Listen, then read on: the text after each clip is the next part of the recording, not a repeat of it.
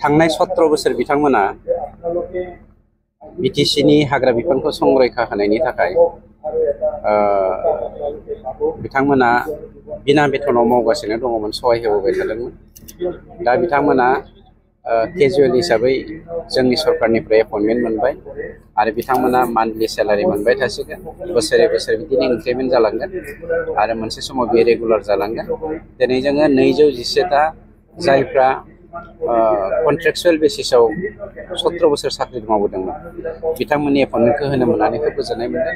आरो बिसेसभाबे जोंनि फरेस्ट डिपार्टमेन्टआव जा मेन पावारा खोब खममोन, बेखौ दिनै सुफुंनो हागोन आसा खालामदों। बावैसोनो जोंहा फरेस्ट डिपार्टमेन्टनिनो 300निख्रुइबो बांसिन जोङो फरेस्ट गार्ड आरो फरेस्टार 1 जोङो साख्रि होनो थांगासिनो दङ। टटेल जोंनि बिटिसिआव 2231 सा नैबे जुलाइ दाननि गेजेराव जोंनि सरकारा माना गेदेर चिफ प्रमद बर' बिथांनि दैदेननायाव जोङो साख्रि होगोन, एपइन्टमेन्ट होगोन।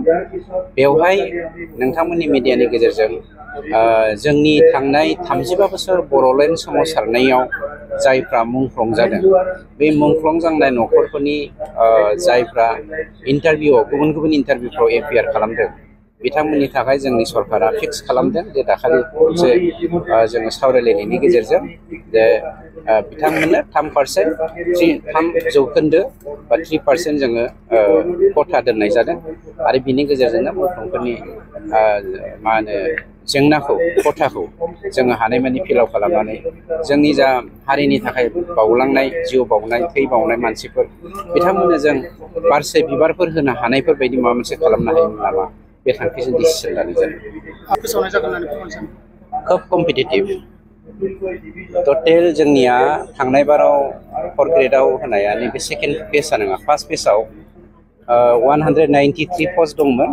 बे 193 पस्टनि गेजेराव 34,000 मानसिया एपियार जादों, 34,000 केन्डिडेटआ एपियार जादों।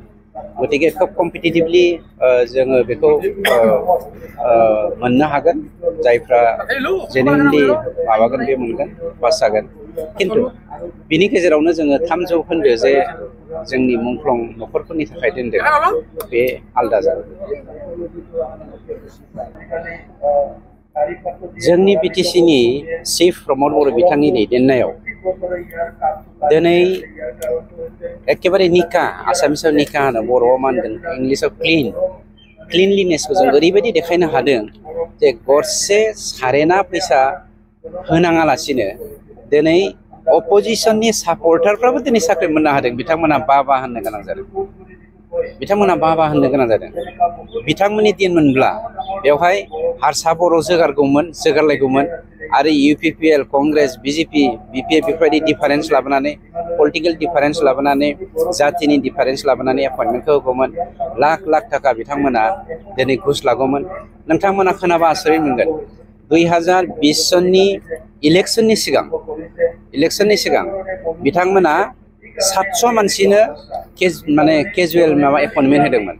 सासे मानसिनिफ्राय बिथांमोना 5 लाखनिफ्राय 10 लाख लादोंमोन केजुवेलाव, आरो बेबो without concern of central selection board. बिथांमोना लाजिनांगौ बुंनो, जायखौ जोङो हाइकर्टनि गेजेरजों केन्सेल खालामदों। उइदाउट सेन्ट्रेल सिलेक्सन बर्ड बिथांमोना एपइन्टमेन्ट होदों, जों बेखौ केन्सेल खालामदों। गतिके डिफारेन्सआ बेनो। अलरेडि जोङो बहुत साख्रि होबाय, 7,000निख्रुइबो बांसिन मानसिया साख्रि मोनबाय। दा 2,336 सा आरो जों एपइन्टमेन्ट होनो गोनां दंबावो 2,331 जन। गतिके जोङो जोंनि दिनाव जा मोगा मोगि जादों बेफोर जेंनाफोरखौनो जों सुफुंदों आरो बेवहाय जोङो गोथारथिखौ लाखिदों।